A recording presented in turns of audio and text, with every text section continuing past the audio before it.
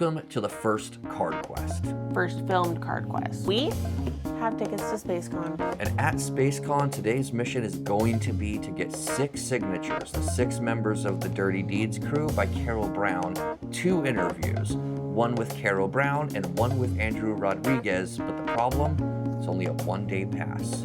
So it's gonna be a busy day. You ready? Let's go. Hell yeah.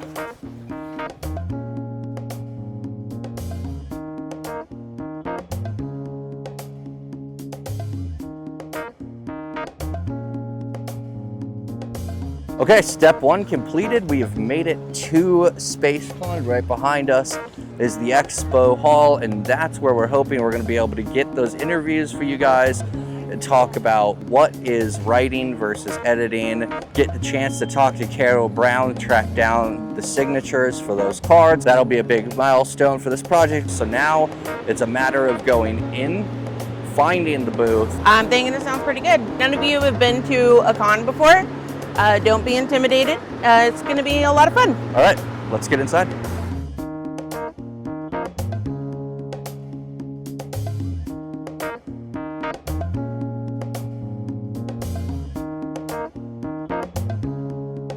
I'm Andrew Rodriguez, also known as ND Andrew or Documander, whichever way you want to go. I'm a creative director here at Rippaverse Comics. I work with all of our artists and writers throughout the week. I oversee the vast majority of our creative projects. There will be some things that get delegated down to others. Oftentimes that tends to be video content that I'll delegate over to Jordan, and Jordan will then work in conjunction with our video editors, Philip and Dee, create all sorts of things, whether it's the reels that you guys see, whether it's the trailers you guys see, things like that. I help proof scripts. I also request graphics from our video team and our artists. I work very closely with all of them on a number of projects all throughout the year. And it's a really great thing to be a part of. I love being surrounded by creative people. I love working with creative people, especially when I don't have to herd them like cats. That's a thing. But it's a blast. It's an absolute blast. I love being around people who are more talented and creative than I am, which isn't difficult here because we have so many incredibly talented and creative people. Is a creative director a pretty universal role in comics publishing?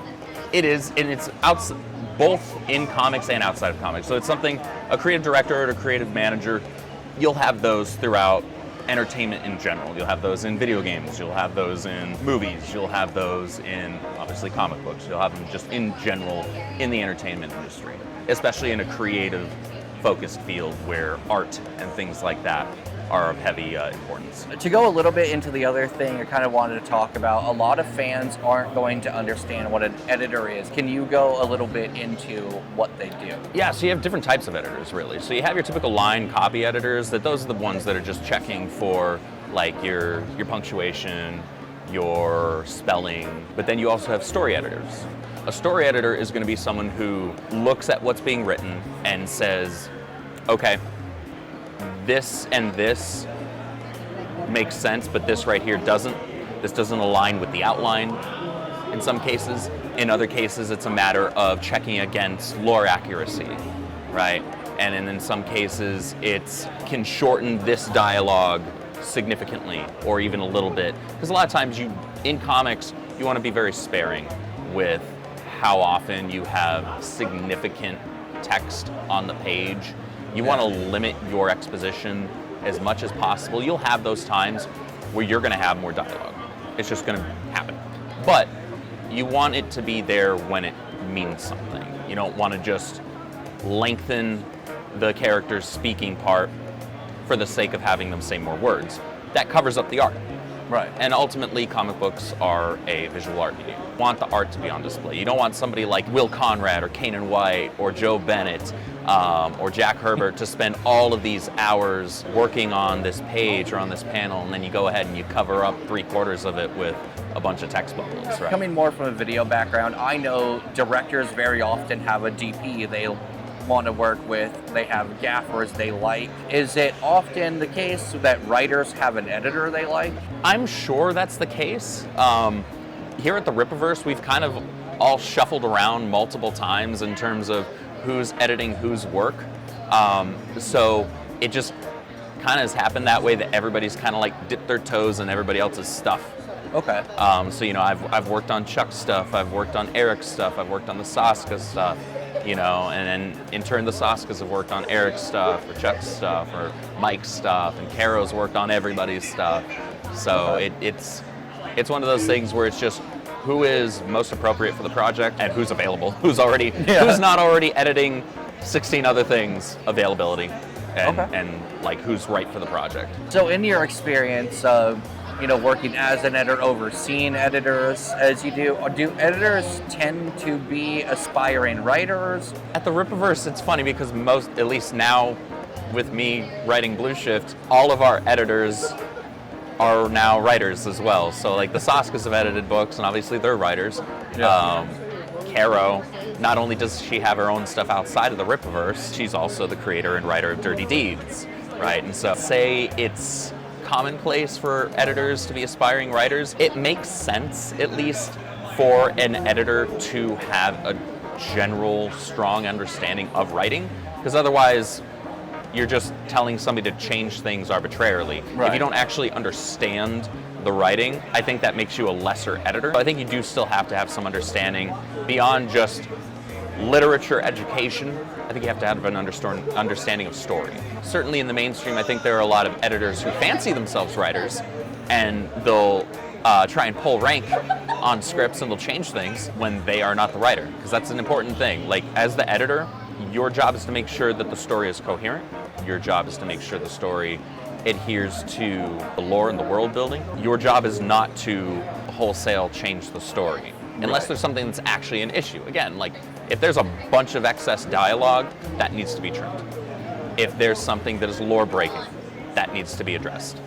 Otherwise, you're quality control. You're not the writer. So in that project, you are a writer. So kind of one of the things we're trying to accomplish with this series, the Rippaverse brought in a lot of people who were not comic fans into the world of comics, and we kind of want to start laying the groundwork for terms they're going to hear that they might not know right away. So can you break down just when somebody says they are the writer of a book, what does that mean?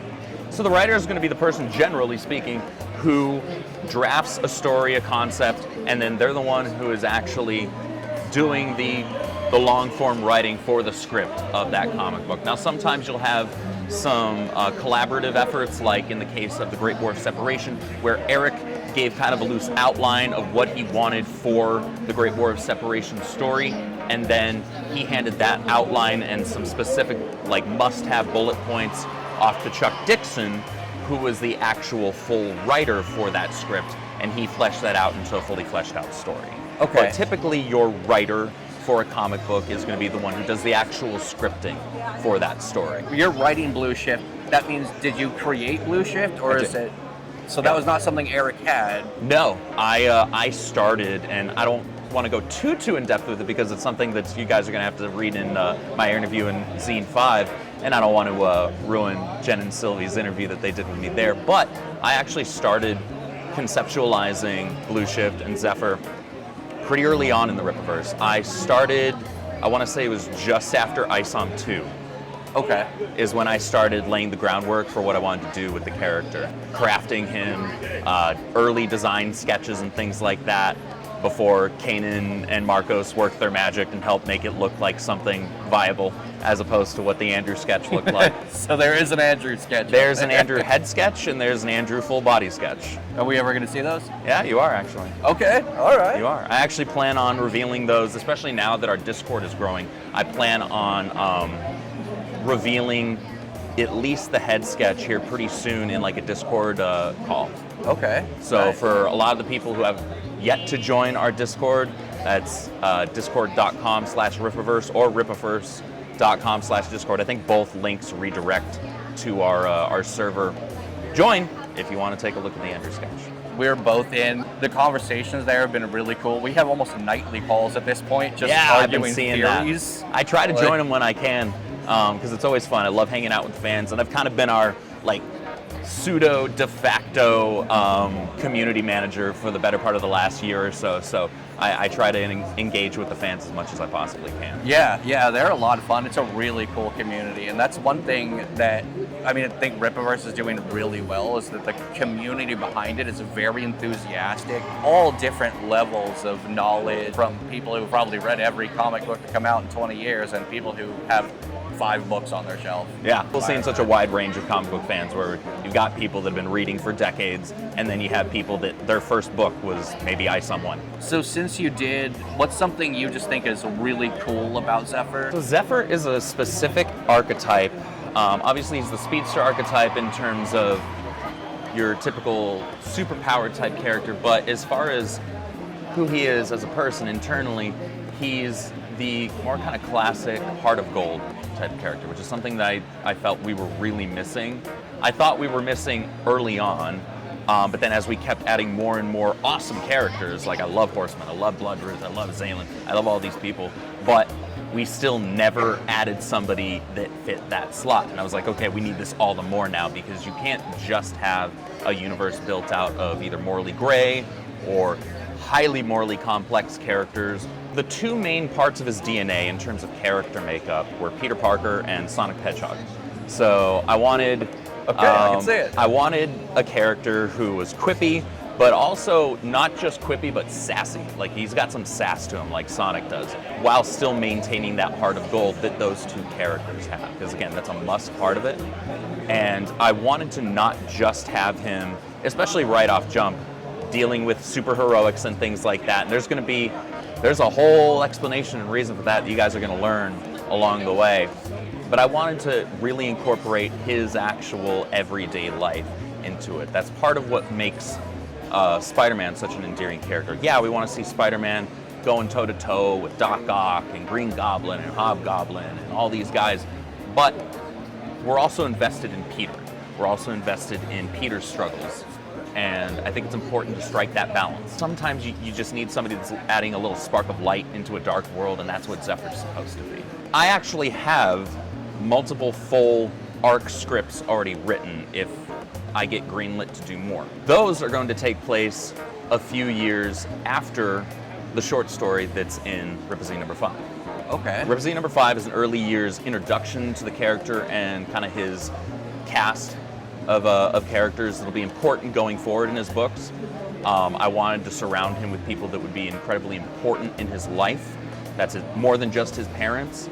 You know, a best friend, crush, that type of stuff. You know, that teenagers and people who are just even recalling their teenage years and their high school years and things like that, they can connect with, because we can all, on some level, to varying degrees, connect with things like that. And so I wanted to lay that groundwork, and then once we get to the full books, if we get there, God willing, the characters will be aged up just a few years. So the zine short story actually takes place a few years in the past of what our current line of books. There will be subtle hints to that. If people are paying close attention when they read it, there are 1 or 2 specific parts that should leap out at people to let them know, oh, this doesn't take place in current day Rippaverse. This is like a few years in the past. Blueshift, as far as it's been able to sell, you know, in the orders so far in Rippaverse 5, it seems like people are already getting behind it pretty strong. It's been incredibly humbling, actually. I've had shout out to Ginger Wolverine over on Twitter and on TikTok and on YouTube. I recommend everybody go check out his videos. He does a lot of like name breakdowns of characters of the Rippaverse, where he goes into the origins of that name and the meanings behind it. He pointed out to me that when he was sharing the trailer and things like that for Rippaverse number 5 on TikTok, that there was a bunch of people reacting incredibly positively to it that had never heard of the Rippaverse before, and they're like, I don't know who these guys are, but I want to check this out. And so that's incredibly humbling that people are responding that strongly to the concept and the design, because I put a lot of heart and soul into that, and that I hope that people find some meaning and connectivity in that when they read it. So you have written numerous articles that have gone on the website, they've gone out in Rippaverse, and now you're writing, you know, entire narrative fiction. Which one do you prefer? I definitely prefer the creative. I enjoy sometimes thought exercise articles, like the article I did on power scaling for our website. I really enjoyed that because That's something that I find incredibly important, especially in an expanding comic book universe. And I think a lot of people found some good insight when they read that. But I really prefer to create stories. Yeah. I hope that people consider me a storyteller after they read Blueshift tryouts and Zine 5. But I enjoy creating, I enjoy world building. So not only do I have 2 full arcs planned out and actually written for Zephyr, but I have more outlined, and I have I practically have my own mini universe Bible just for Zephyr and his cast. Wow. And the things I want to do with him, should I get the opportunity to, going Nice. down the road in the future. And I've even created some things that affect our overarching Rippaverse world, and there's some hints to those in the Zine 5 short that if people are reading closely, they'll catch on to. Everybody noticed when that trailer came out, that was the voice of Sonic the Hedgehog. That was my Sonic and my Shadow, Jason Griffith. God bless the man. He graciously chose to be the narrative voice for Zephyr in the Blueshift trailer, and that was the coolest thing in the world. I've had the pleasure of hanging out with him in person.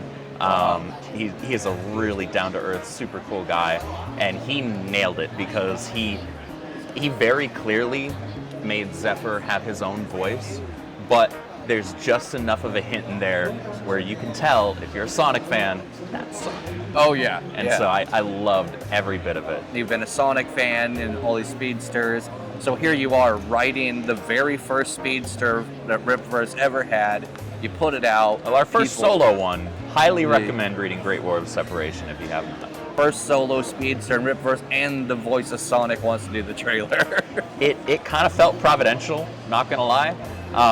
It was this kind of confluence of all these really crazy opportunities happening at once, and I'm just incredibly thankful for it. Like the response of all of the fans has been nothing short of incredible, and yeah, having Jason voice Zephyr and just all of it has been one heck of an opportunity. I hope everybody really enjoys this short story, so much so that they demand more, because I want to give you all more. I hope that everybody enjoys the kind of behind-the-scenes interview that the Soskas did with me in Rippazine 5. There's a fairly lengthy and in-depth interview that I go into a lot of details about my thought process on creating the character, creating the story, as well as maybe some hints at my plans for the future with the character, should y'all demand more and Eric sees it as justified to give me more. So definitely check out that interview, and you guys might glean a little bit of behind the scenes info that you wouldn't have otherwise. I have 3 questions for you. I don't know how many of these you're going to be able to answer. All right. One of the fan theories we talked about, this popped up right away. This has to do with Blueshift, right? Okay. Blueshift being a scientific term, mostly known in 2 cases, the Doppler Blueshift and the gravitational Blueshift. When you came up with the name Blueshift, did it come from a scientific background? Or does it mean It specifically came from the Doppler effect. from the Doppler? In terms of as an object is moving towards you, we would say that it shifts blue Right. on the visible light spectrum, Like and that- that will actually bear out visually on his character. Really? The people have pointed out to me, like, hey, you call him Blueshift, but like, why is his suit white? Right? Well, Okay. maybe look a little more closely at some of the art that I've shared. We got something to There look forward are to subtle here. things that change, some not so subtle. I would Okay. take a look. Where do you share that art at mostly? It's going to mostly be on Instagram. Mostly on Instagram. On yours or on Rippaverse? Mine. Okay. Yeah. Also writing Blueshift, doing all this stuff. You also write Bird's Eye View. I do, yeah. And it's up to y'all whether or not I get to continue writing Blueshift or whether Eric says, nah, you're going to stick with the pigeons. Honestly, both of us, we look forward to Bird's Eye View. It's one of my favorite things about Ripazine. Oh, well, thank you. I mean, what it's brought, the lightheartedness, the personality you brought to the bird itself. But there's always this question. Can you tell us if the bird has a name? What a question. NDA. All right. Okay, one last question before we go. Anybody who is just walking into the Ripverse now, just learned about it, say from this or from this booth, if you had to tell them one book that you would say this is going to bring you into the Ripverse, what would it be?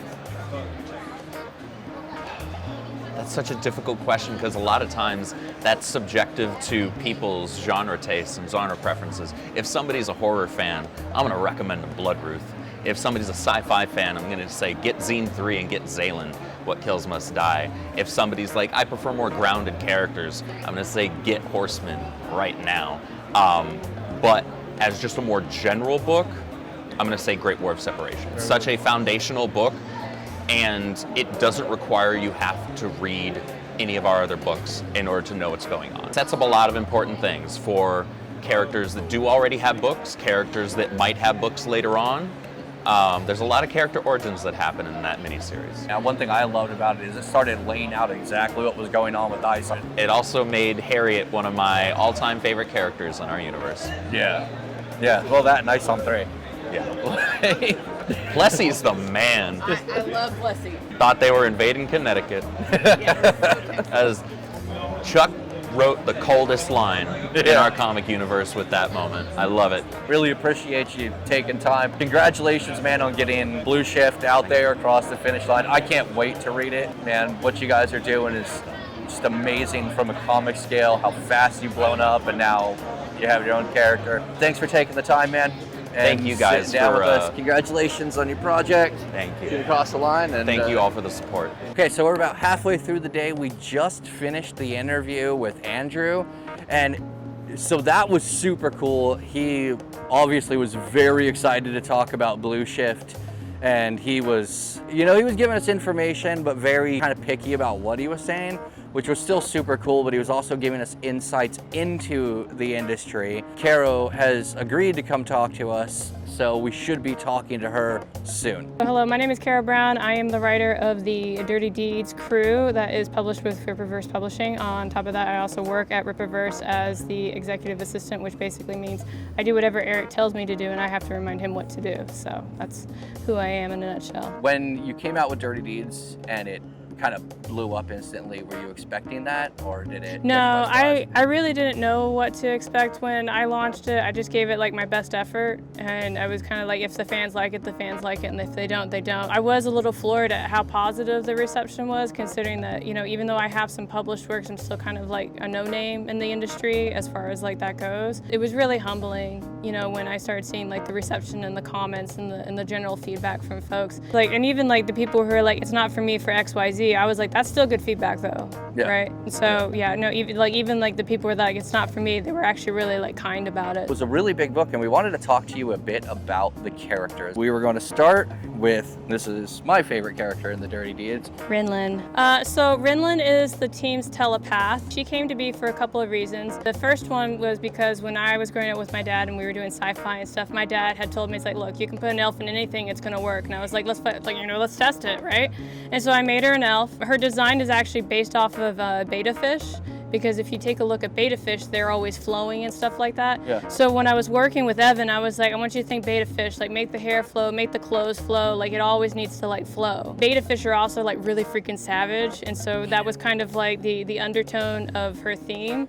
So I wanted her to be pretty and deadly in that way. So that's how she initially came to be. And I made her a telepath because it's a little tricky to work with telepaths in comics, because for some reason writers always jump to like Professor Xavier or the Jean Grey and stuff like that. And I didn't really want to do that with this kind of telepath, because even though she can do certain abilities, it comes at a cost. She can't just do whatever she wants to anybody that walks by. She has to be kind of like careful with it. It's like when you go to the gym and you exercise and you do a muscle, and if you lift too much weight, right, it hurts you somehow. Yeah. So, so I wanted to put that restriction on there, which is, I think at one point, and I'm jumping ahead in your questions, but you had asked, like, Beatles told her to be careful. That was why. That's why? Yeah. Okay. Yeah. Okay. Yeah, I read the questions already. When she does mind control I can't remember what it's called, the big wasp monster that breaks into the Dirty Deeds ship, it seems like it was straining her. Yeah, and she only did it to one, right? Like she picked the first one that came out and said, turn around, kill your comrades, right? Yeah. And that was like a big like warrior wasp thing. So it's kind of like now they have to fight each other, right? So that's what I wanted to kind of like turn on their own that way. That was the moment that I just loved Ryn-Lyn when she was like, stop, kill your comrades. Like, oh shit. Yeah. Yeah. in Rippaverse, a lot of people have been coming into comics and they're not necessarily familiar with all the terminology. So far, I think we've seen mind control. I think I've heard stories of mind reading and mind diving from Ryn-Lyn. Can you explain the difference? Yeah, so think about it when you're talking to like a person, right? So mind reading can be kind of like when you're looking at somebody and you're looking at like facial expressions and stuff like that. It's gonna be like, what are those immediate right now emotions and those immediate thoughts? Where mind diving is more like, okay, I'm gonna dig into like 5 years of your past to find out this one thing. Right? So that's kind of like the big difference between those two. Surface level versus like going further in. So it's like it's more work. It's like you have to dive and you have to swim to the bottom of a pool. So is Ryn-Lyn, as far as mind diving, going to look more like Inception or Spawn, where their mind is treated as a place to be explored and manipulated? No, we have an interesting way that we perceive things. So when she will go into somebody's mind, she's going to see things the way that that person perceives it. So if you have like a super happy-go-lucky person, right, they probably see everything in a happy-go-lucky way, right? Bright colors, everything. But if you got like a depressed person, they only see like grays, nothing good. You know, that's what she's going to see. She'll experience the world as them, effectively. So Beatles is a sensu, which translates to a blow-up doll. I know, nobody got that one, right? But at one point, so because sensus are so kind of abundant in the universe, people who, you know how like people like to like project onto like others that they have relationships and connections and stuff like that, right? Right. Well, with sensus, it's kind of a question like, do they really feel that way about me? Do they not, right? And so what happened is there was this woman in the universe and she got attached to her sensu and it made her husband like really upset, because she was perceiving that she had this deep connection with the sensu. And so what he did, and it's called the free will virus, is he infected the thing with the free will virus to make it decide if it liked her or not. And turns out he didn't like her, right? Her sensu did not have the same feeling, right? But then when word got out that he had made this free will virus, people started doing it to like their sensus to see if the love was true or not. And so that's what happened to Beatles. He got free willed and they tried to like defrag it out of him, but it didn't work. So they basically threw him away. And he got picked up by a pilot who needed a co-pilot. And then he learned how to pilot and then he's just loved piloting since then. Wow, the card mentions the free will and the virus. That is not how I expected that to happen. Yeah, no, so it's like when I wrote the card, you'll find in here I kind of very like carefully wrote that he's a blow-up doll.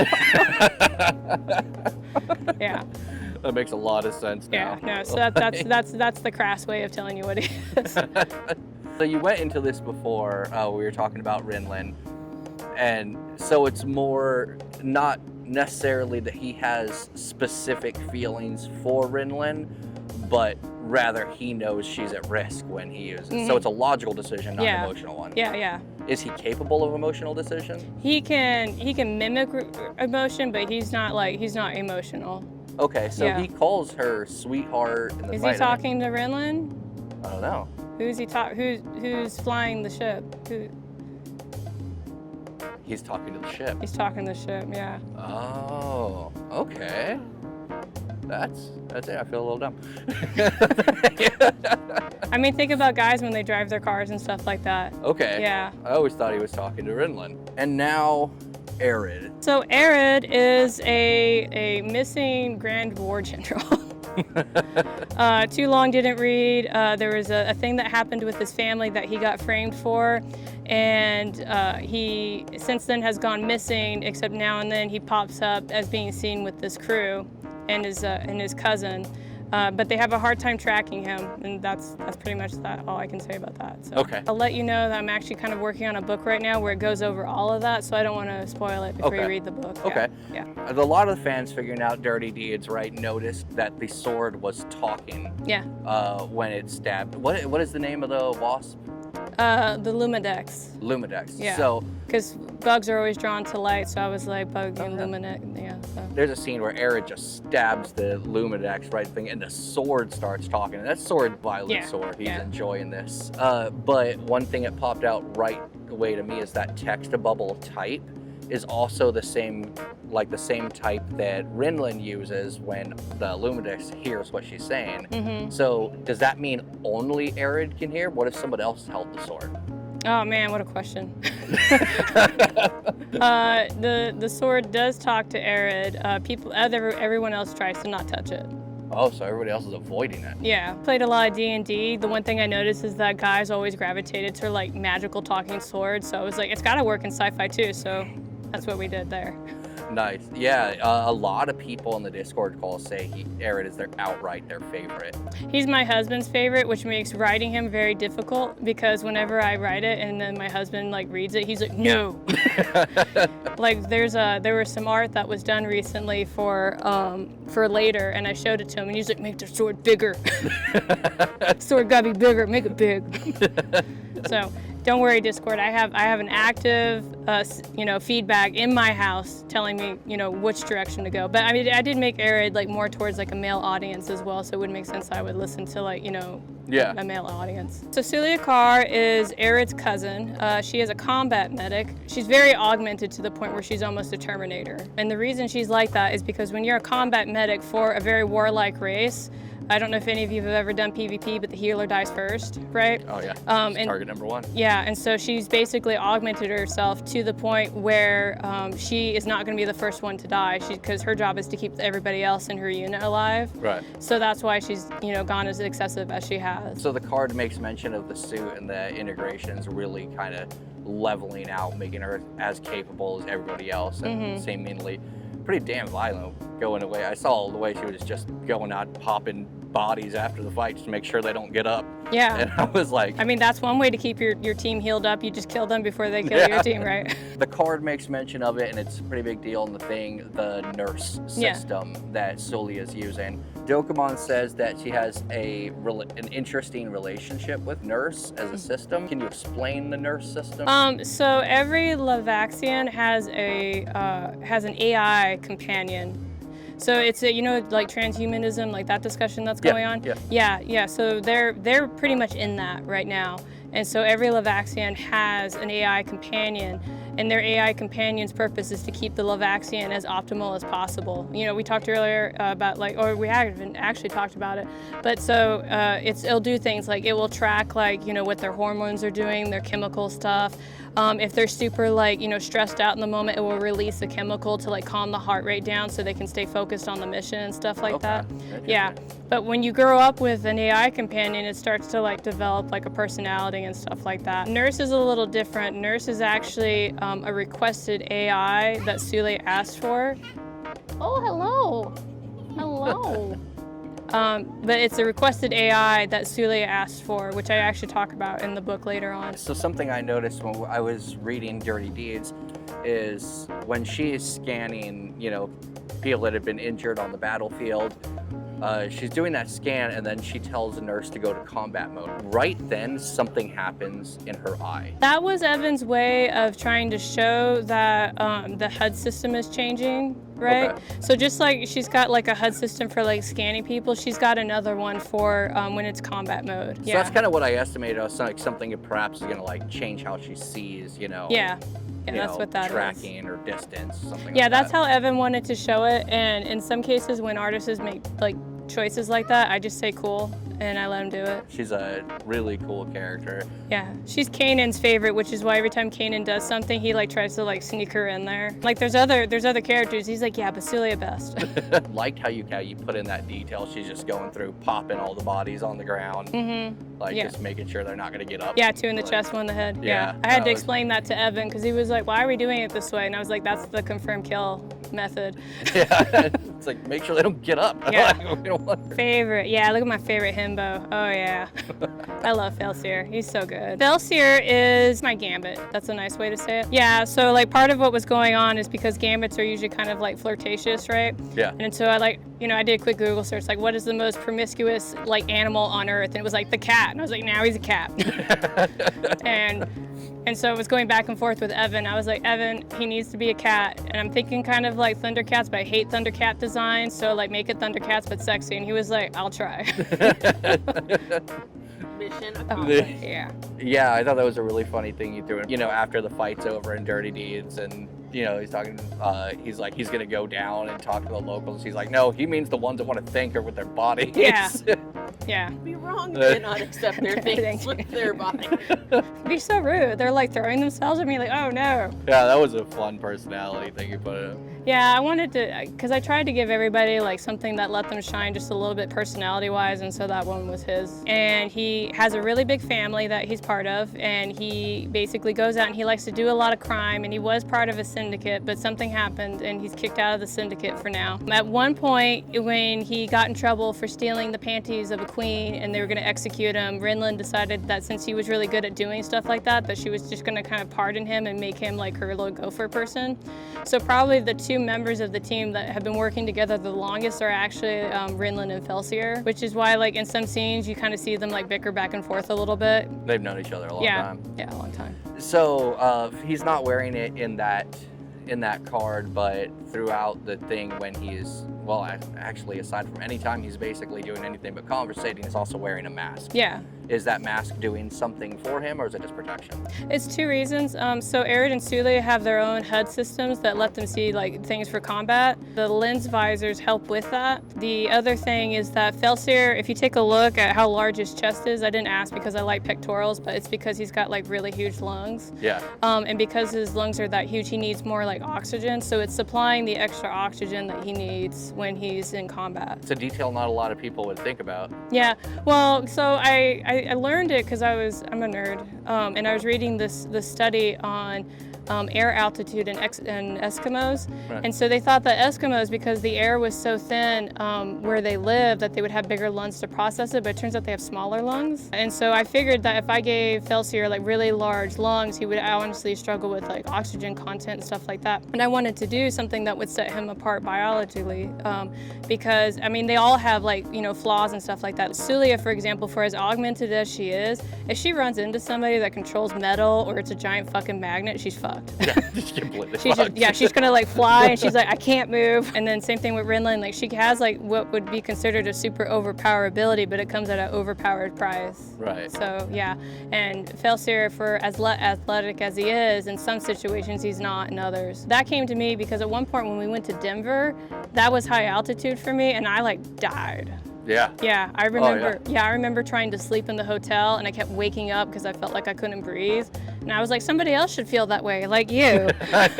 We passed that stuff right on. Yeah, you can have that one. Yeah. Yeah, I remember. I can't remember the name of the post anymore, but there's a post in the Army, and it's at way higher altitude than most others. So when you get there, everybody just fails their PT test. 'Cause the oxygen is different. Yeah.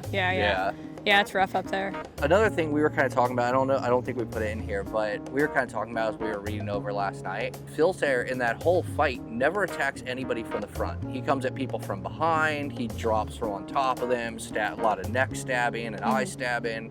He's cat-based, yeah. So, I mean, you can kind of see he's got the claws in the eyes and stuff like that. And if you actually ever watch like cats, jungle cats, regular cats, whatever, they always either leap from above, or they go for the neck, or they claw out the eyes and stuff like that.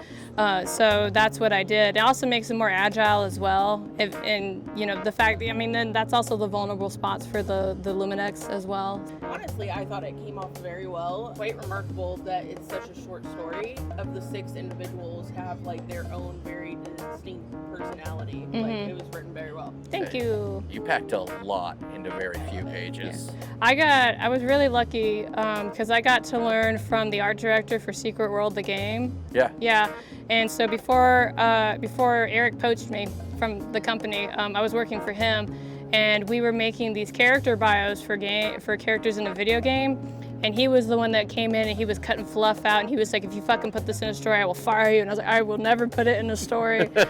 So I learned, like, in some cases, he was like, you have 4 pages to tell this character story. So I would have to tell a character story in like 4 pages. Yeah, and as a writer, your job is to work with an artist in 2 different ways. One, you have to think about the visual ways that you want to show the story, while also allowing them to have their input as well, because artists are storytellers as well. That's why when, like, in some cases when Evan was like doing stuff, I was like, yeah, that's fine, go ahead and do it. Yeah. And I think the only thing in the 16 pages I had to ask Evan to change was in the kill shot scene with Sulia. He had her use a pistol and not a rifle, and I was like, no man, change it out. So yeah, that was it. And so wow.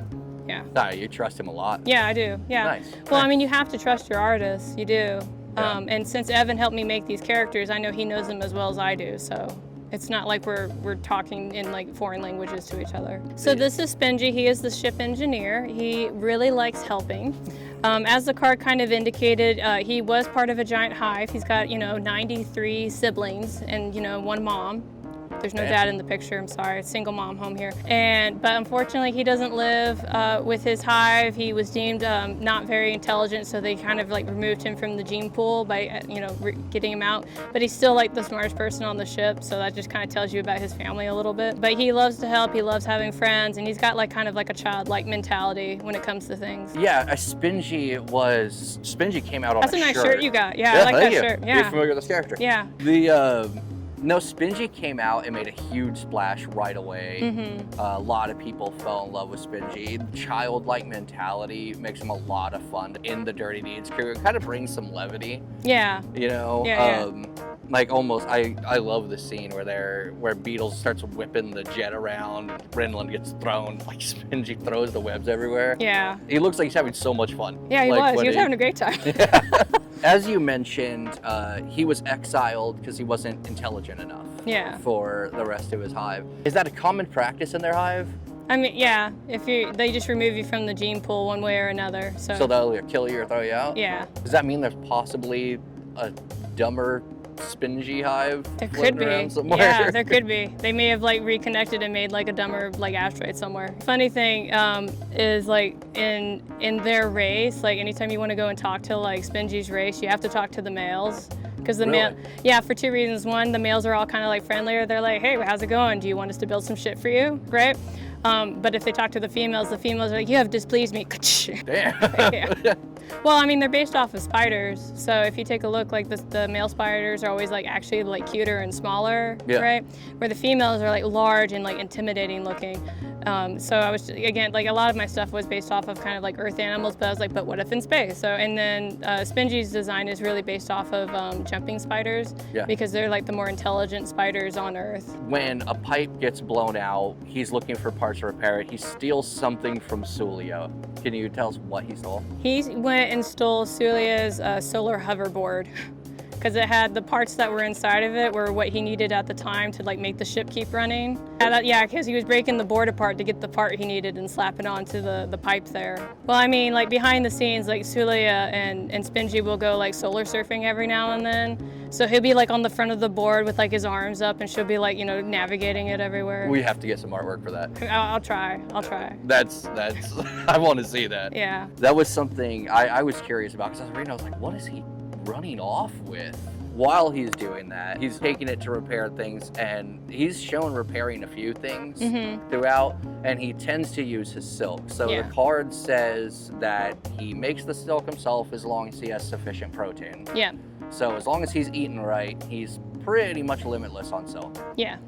But what I was wondering is, do you know what is the tensile strength limitation of the silk? Is there one? No, I haven't defined it quite like that. What I did was I gave it limitations on like hydration and protein, which is why it's the crew's like, the crew really loves Spingy, but they're also worried because if Spingy uses too much silk, right, it depletes his protein and his hydration. It makes him really angry. Yeah. And so he starts looking for protein. If you look at people who do like really like intense like cross-country running, one of the things that they do is in their running vest they usually have like an electrolyte thing that they take, because as they're running they're sweating, they're losing everything, and it's going to deplete them, but they want to keep running. But if you get to a situation where you're dehydrated and you don't have your electrolytes, muscles cramp, things don't work, and suddenly you're like, I think I'm about to pass out, and you slap on the concrete. So yeah, I used to see that a lot in the military. There was like one side story I wanted to write where that happened, and they were like throwing protein packets at him in the engine room, being like, don't come out, you stay in there until that's eaten. Right, what you know, right? Yeah. Yeah, and some of the things that I don't know, like when I was making Spingy, I was like, I want to base them off spiders, but I am not a spider expert. So I went and researched spiders. I, checked out like who's the most dangerous spider, who's the cutest spider, who's the smartest spider, and then I was like doing compare and contrast between like the different types of spiders, and that's where I learned about the hydration and the protein thing, because that's how they make their webs and whatnot. if I don't know it, I'll learn it. It's wild because Dirty Deeds brought like such a diverse like group of things, and all of them are very different. No character. I mean, I would guess you would say that Arad and Sulia are the closest related, but they feel distinctly different. Yeah, even though they are related, they're very different characters. Like with the women on the team, there's like certain female archetypes that you usually see in like sci-fi, so I wanted to put them in there. Yeah. So Sulia, like we'll like think Firefly for a minute. Yeah. Of the 3 women that are on that ship, and you can kind of see like that archetype with the crew, except for one. She's coming, don't worry. But yeah, so that's just such a fun way to balance it. Like I always like when you have stories with 3 certain archetypes for at least women. You've got like the warrior woman, the intelligent woman, and the cutesy woman, right? And they usually all balance each other out in some way, even if it's like checking each other a little bit. And then the same thing with like all the guys as well. You've got super serious Arad, you've got kind of like, suave and flirty Felsair, you've got logical Beatles, and then you've got like cute Spingy. Finally, before we go, I think I know the answer to the question. Of all these characters, who is your favorite of all the crew? Felsair. Felsair? Yeah, but I would save Spingy from the burning building.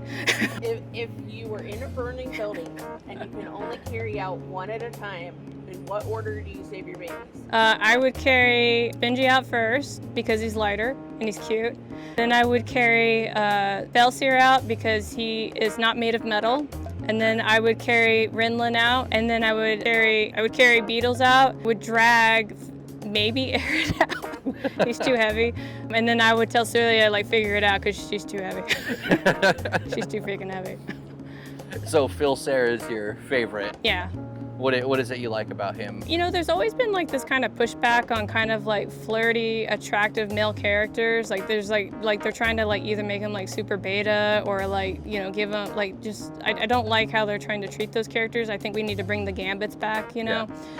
So I wanted to do that, and I just wanted to be shameless about it. I was like, make him hot, no shirt, if he's flirty, like just fucking do it. But ironically, and I was telling my husband this, because when I made Spingy and I made Felsair, he was like, I don't know if you have a target audience for those characters. I was like, no, you're wrong, because it's gonna be the same damn person that likes both of these characters, and I have been right so far. So then all that's left is to do the signing, but we appreciate you coming all the way out here and then, answering these questions for us. So you ready to get onto the signing part? Yeah, let's sign. So when I had to do my signature for the book, I broke my thumb. What? Yeah, I broke my thumb the day before. And so I had to learn how to sign with a broken thumb, which is why my signature changed. Broke your thumb the day before a Yeah. signing. God, that's... Yeah, because I like to box, right? Yeah, so basically I just punched wrong and I broke my thumb. So if you ever see somebody with a poster and you see my signature on it, you'd be like, that doesn't look like your signature now. It's changed. That is the end of a long day. We just finished our little interview with Carrow Brown, which was super, super fucking cool. It's definitely very well thought through with each character. They're not just their background, but also their anatomy, biology, their physical makeup. Like, she's literally thought it all through, and it shows through even just the 15-page story that she has, even if you don't realize it, like even if it's just subconscious. Well, it's crazy, like you were just pointing out, like she knows the lung capacity of, I mean, when we came up with that question, like what does the mask do? That is not what the fuck I expected. I thought it was a heads-up display. Yeah, it was like it was a little out of left field. Yeah, and she's like, But oh it no, makes let's go into sense, but it Felsair's makes sense. biology. I mean, wow. especially like I think that that's something that's interesting that's not often thought of from like a space capacity. Yeah. Air's kind of important in space. Like not just air, but even with Spingy, because like there's a finite amount of resources. Yeah. So that could play something along the lines down the road. And let me throw this in there for you guys. We were talking, before and after the interview, we spent a little bit of time talking to Carrow. For the fans of Rippaverse who have not met her, she is exactly what you think like in person. Like, she is not give a shit about anything. She is fucking tough as hell. Like, so. Don't mess with Carrow. No, I would not want it. I wouldn't want to go. I wouldn't want to go hands-on with Carrow. She feels like she's ready for that. But she's super cool. She's actually very nice. She just seems like someone who can and will beat you into the ground should the need come up. So that's cool to find out that, you know, the kind of way people perceive her, no, that's basically right. You're basically right on what you think about her. But man, we are tired. That was Very a tired. long day. Thank you guys for watching this show, and to the judges that are going to be doing your evaluations. We appreciate the consideration. Hopefully we've been able to bring you, not you guys specifically, but, you know, viewers who are just getting into comics, a little bit of insight into the industry, getting to hang out with writers, talk about the different roles. This isn't the only one. There's going to be more coming. There are still lots of cards to be signed. Oh yeah. And so, and we're still going to try to get you the story with Eric talking about the first card. Just won't be this episode. But thank you guys, and we're looking forward to the next one. We'll see you then.